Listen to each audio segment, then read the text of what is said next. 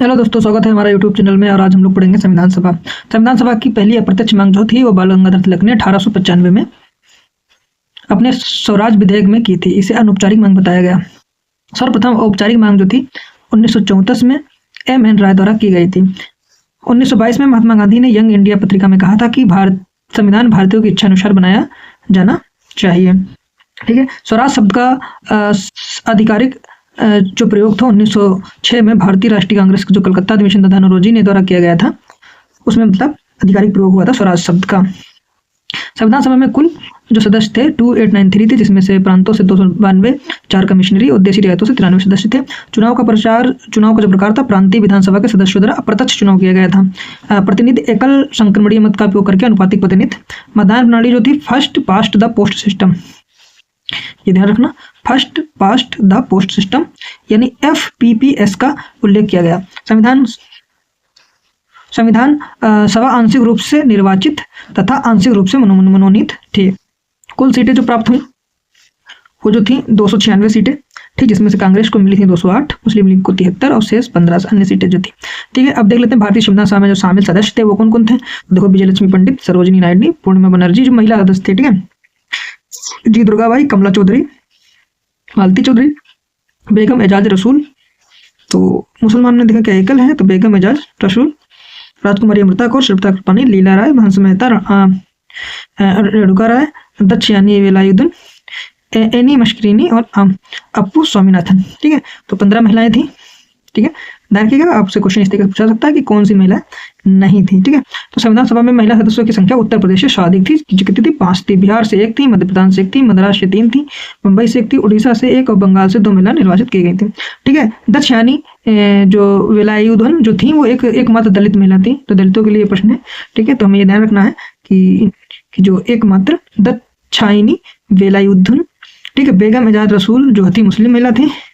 ठीक है। विजयलक्ष्मी पंडित तो संयुक्त राष्ट्र UN महासभा की प्रथम महिला अध्यक्ष थी। ठीक है। UN महासभा की संयुक्त राष्ट्र की प्रथम महिला अध्यक्ष थी। देश विभाजन के बाद में संविधान सभा में 389 सदस्यों के स्थान पर 299, अब देश के विभाजन के बाद, ये तो मतलब तब हुआ था तो संविधान सभा कैबिनेट मिशन आया था। बाद में देखिए 2899 पे दोबारा जब चुनाव हुआ था तो इसमें जो सदस्य जो थे इतने में से इतने रह गए थे जब देश विभाजित हो गया था। ठीक है।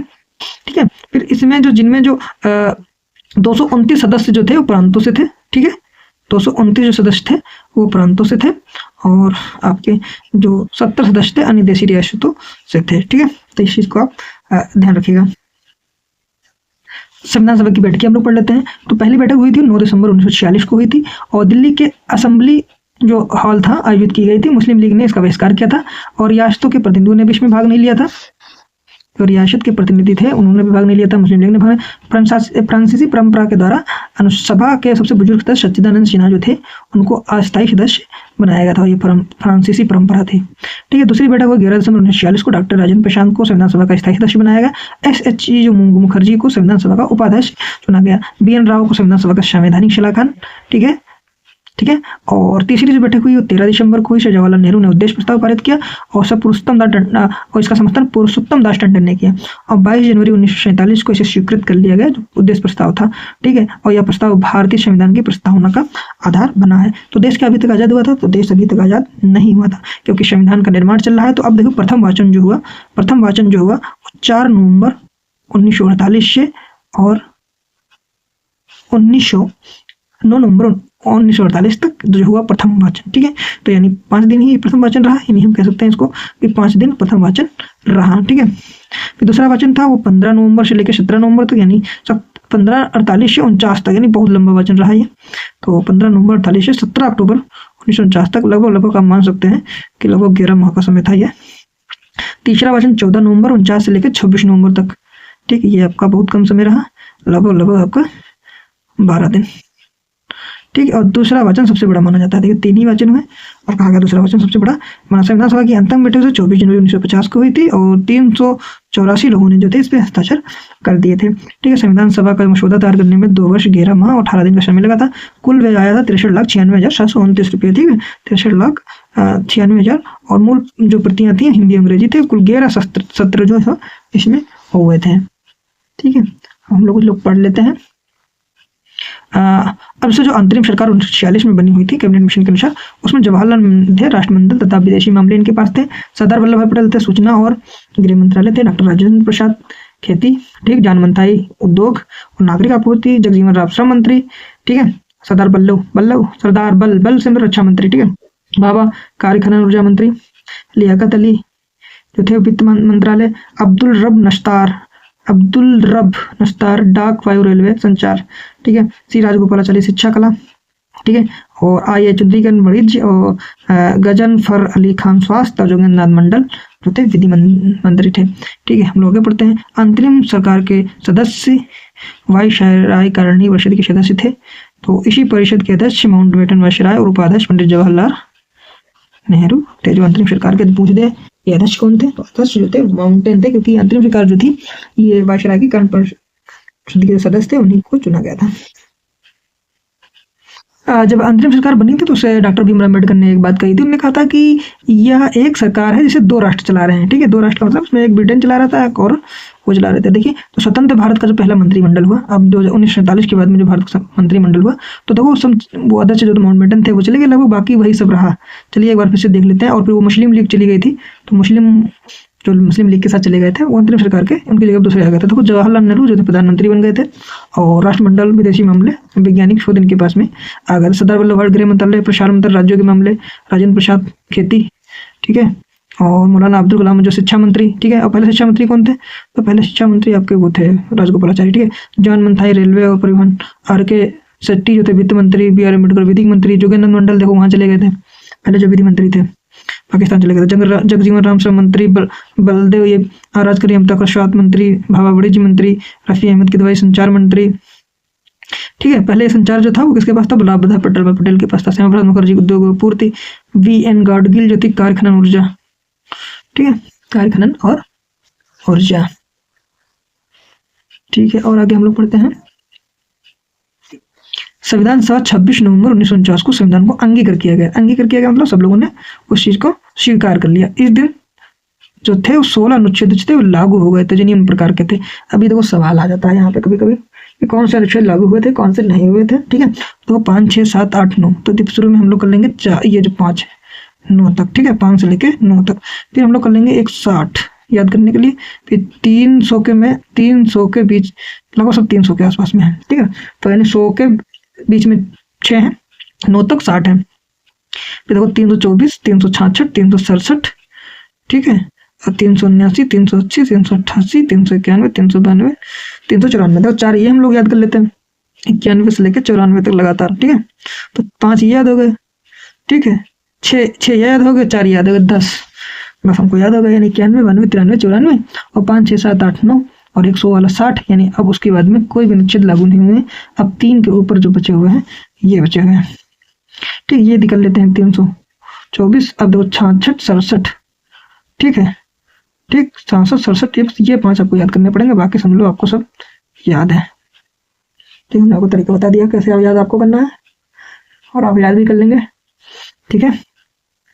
तो हमने तो याद कर लिया, 66, 67 हो गया, ये 2 हो गए, 66, 67, 79, 80 हो गया, 388 बचा है बस, ठीक है। अगर 26 नवंबर को संविधान विधि दिवस के रूप में मनाया जाता है, ठीक है, अभी मनाया जाता है। 26 जनवरी को संविधान पूरी तरह से लागू हो गया, पूरे जितना संविधान में था सब कुछ लागू कर दिया गया, ठीक है। अब हम लोग पढ़ लेते हैं संविधान सभा के अन्य कार्य। संविधान सभा के निर्माण और कानून को लागू करने के अलावा संविधान सभा में निम्न कार्य किए। संविधान सभा ने 1949 में राष्ट्रमंडल में भारत की सदस्यता का सत्यापन किया, ठीक है। तो संविधान सभा ने संविधान निर्माण के अलावा क्या किया, तो जो हमारा राष्ट्रमंडल था उसमें भारत की सदस्यता का सत्यापन किसने किया, संविधान सभा ने। 22 जुलाई को राष्ट्रीय ध्वज को अपनाया, 22 जुलाई 1947 को, यानी हमारा देश आजाद होने से पहले ही हमने राष्ट्रीय ध्वज अपना लिया था। 24 जनवरी को राष्ट्रगान अपनाया हमने, ठीक है। और भारत का राष्ट्रगान जनगण मन पहली बार तो 27 दिसंबर 1911 में जब वो कलकत्ता सत्र में गाया गया था, रविन्द्रनाथ टैगोर ने इसको लिखा था। 5 सेकंड इसको लगते हैं। 24 जनवरी को राष्ट्रीय गीत को भी अपनाया गया। भारत का जो वंदे मातरम तो 1896 में कलकत्ता अधिवेशन में ही इसको गाया गया था। वंदे मातरम जो थे बंकिम चंद्र चट्टोपाध्याय, ठीक है, आनंद मठ उपन्यास में उन्होंने इसको लिखा था। राष्ट्रीय गीत की गायन अवधि 65 सेकंड है। और संविधान सभा ने 24 जनवरी 1950 को राजेंद्र प्रसाद को पहला राष्ट्रपति नियुक्त किया। तो 24 जनवरी को देखो वंदे मातरम और राष्ट्रगान और अपने जो प्रथम राष्ट्रपति थे उनको मतलब किया गया, 24 जनवरी की घटना है। ठीक है, अब 22 मार्च 1957 को राष्ट्रीय कैलेंडर अपनाया गया। ठीक है, 22 मार्च 1957 को, यानी 10 साल बाद। और चैत्र जो पहला महीना पड़ता है 22 मार्च को शुरू होता है। ठीक है, और अधिवर्ष जो होता है वो 21 मार्च को पड़ता है। ठीक है, इस चीज का ध्यान रखना। महत्वपूर्ण तथ्य हम लोग पढ़ लेते हैं। प्रेम बिहारी जो राय ज्यादा थे, मूल संविधान को हस्तलिखित एवं व्यूहर राम मनोहर सिन्हा द्वारा जयमिति सुंदरीकरण अलंकृत किया गया था। ठीक है, तो जो अपना हमारे प्रेम बिहारी राय ज्यादा जी थे, मूल संविधान को हाथ से लिखा था। ठीक है, और व्यूहर राम मनोहर सिन्हा द्वारा जयमिति सुंदरीकरण अलंकृत किया गया था। मूल संविधान हिंदी संस्करण को जो थे वो बसंत कृष्ण वेद द्वारा लिखा गया था। ठीक है, और संविधान सभा के जो सचिव थे तो वो थे HVR एंगर। ठीक है, ये चीज आपको बहुत याद रखना है। ठीक है, और संविधान सभा के कानूनी शिकाल थे जो सलाहकार थे वो BN राव थे। और संविधान सभा में हाथी को मुहर के रूप में अपनाया गया था। कितनी मतलब बढ़िया बात कही थी, सभा में हाथी को मुहर के रूप में अपनाया गया था। ठीक है, तो संविधान सभा की जो समितियां थी वो कुल 22 समितियां गठित की गई थी। ठीक है, संविधान समितियों के प्रकार थे जो 8 बड़ी थी, 14 छोटी छोटी अन्य समितियां थी। ठीक है, तो चलिए इनके बारे में हम लोग भी पढ़ते हैं और पढ़ते चलिए। देखो एक बार नहीं, 2 बार नहीं, कई बार हमको आएगा। तो देखिए कौन कौन सी जो बड़ी थी। संघ समिति, संघीय संविधान समिति, ठीक है, संघ और प्रांतीय संविधान समिति, प्रारूप समिति थी। ठीक है, और मौलिक अधिकार से संबंधित जो समिति जो 8 जो बड़ी थी। और देखिए अब हम लोग पढ़ते हैं जो संघ समिति उसके अध्यक्ष कौन थे, पंडित जवाहरलाल नेहरू। संघीय संविधान समिति की तो इसके भी पंडित जवाहरलाल नेहरू। प्रांतीय सरदार वल्लभ भाई पटेल। प्रारूप की जो थी वो भीमराव अम्बेडकर। और मौलिक जो था वो अल्पसंख्यक संबंधी परामर्श था वो भी वल्लभ भाई पटेल थे। ठीक है, तो मौलिक जो थी 2 भागों में विभाजित थी। एक मौलिक अधिकार उप समिति जिसके सदस्य थे JV कृपलानी जी। ठीक है, और जो अल्पसंख्यक समिति इसके SSC उप समिति जो थी उसके जो थे SC मुखर्जी थी। ठीक है, प्रक्रिया नियमन, ठीक है, राजेंद्र प्रसाद जी। और राज्यों के लिए समिति से समझौता तो ये जब जवाहरलाल नेहरू। और संचालन समिति राजेंद्र प्रसाद। ठीक है, तो छोटी थी अन्य हम लोग पढ़ लेते हैं। छोटी जो थी अन्य पढ़ते हुए चलते हैं। संविधान सभा के कार्यों में संबंधित जो समिति थी, संविधान सभा के जो कार्य हो रहे थे वो GV मलंकर जी देख रहे थे। ठीक है, कार्य संचालन समिति, ठीक है, जो कार्य होने थे वो GV मलंकर, और जो कार्य संचालित हो रहे थे KM मुंशी जी थे उसके। सदन समिति जो सदन की समितियां थी उनके पट्टाभी सितार मैया। ठीक है, सितार मैया। राष्ट्रीय ध्वज संबंधित थे वो डॉक्टर राजेंद्र प्रसाद जी थे। और मौलिक अधिकारों से संबंधित जो था वो सरदार वल्लभ भाई पटेल थे। क्रीडेंशियल समिति जो थी अल्लादी कृष्णा स्वामी अय्यर थे। जो क्रीडेंशियल समिति के वित्त एवं कर्मचारी स्टाफ जो थे राजेंद्र प्रसाद थे। आयुक्त प्रांतों के लिए समिति जो थी पट्टाभी सितार मैया थे। सर्वोच्च न्यायालय के लिए समिति थी तो ये थी S वरदा चियार। ठीक है, तो ये सब आप बार बार देखेंगे आपको पढ़ने में आ जाएगा। ठीक है, प्रारूप समिति देखो हिंदी में समिति जो थी इसे हिंदी में दस्तावेज समिति के नाम से भी जाना जाता है। ठीक है, और संविधान के मसौदों पर चर्चा करना इसका कार्य था। ठीक है, कुल जो सदस्य थे वो प्रारूप समिति के 7 थे। और इसमें जो अध्यक्ष थे वो डॉक्टर भीमराव अम्बेडकर जी थे। और जो अन्य जो 7 सदस्य थे उनके बारे में आपको याद रखना है और इसमें बहुत प्रश्न भी बनते हैं। तो देखिए भीमराव अम्बेडकर जी थे वो बंगाल से निर्वाचित हुए, बाद में मुंबई से निर्वाचित हुए थे। ठीक है, KM मुंशी थे ये मुंबई से निर्वाचित हुए थे। मोहम्मद सदतुल्ला जो थे वो असम से, ठीक है, मुस्लिम लीग के सदस्य थे। BL मित्र, ठीक है, अल्लादी कृष्ण स्वामी अय्यर मद्रास से। गोपाल स्वामी अयंगर मद्रास से। DP खेतान जो थे निर्दलीय थे। बाद में BL मित्र और DP खेतान के स्थान पर AN माधव और TT कृष्णाचार्य सदस्य बनाया गया। परंतु सदस्यों में केवल दो जो आपके KM मुंशी और TT कृष्णाचार्य कांग्रेस के सदस्य थे। ठीक है, KM मुंशी और TT कृष्णाचार्य जो बाद में आए। ठीक है, ये चीज आप लोग ध्यान रखिए, कांग्रेस के सदस्य थे। उसके बाद में हम लोग पढ़ते हैं प्रारूप की समय सीमा के लिए। संविधान का पहला मसौदा BN राव ने तैयार किया था। और प्रारूप समिति का गठन 29 अगस्त 1947।